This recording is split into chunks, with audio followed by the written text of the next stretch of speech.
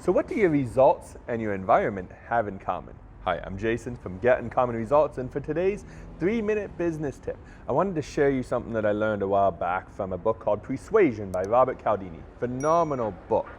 Now, in this book, he was talking about how when he was writing it, being that he was a professor, he wrote most of the book in his office on campus, where the other half of the book he read, well, at a coffee shop, just like I'm doing right now. And what he had found is during the exercise of writing his book, Persuasion, that he found the stuff that he wrote while he was on campus in his office was very professor-like. To be honest, I'd imagine it'd be very dry, very boring. Fortunately, the other half of the stuff that he wrote was at the coffee shop, and while he was at the coffee shop surrounded with the type of people he was actually targeting to read this particular book, he found it was a lot more easier to read, simpler language, different type of examples altogether.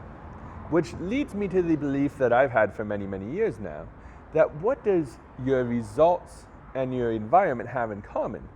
I would say the outcome is that the environment you put yourself in, where you surround yourself, will determine the creativity you get and the type of clarity you have, as well as not only that, but the style in which you write or you read or you develop the material. So if you were to take that one step further, if you're a bit like me, that is, if you have something very creative to do, or at least just for me, if I'm doing something very, very creative, I come to a coffee shop. In this particular case, a Starbucks outside, enjoying the fact that we're now free to enjoy, the weather. So being safe, of course, mask down there.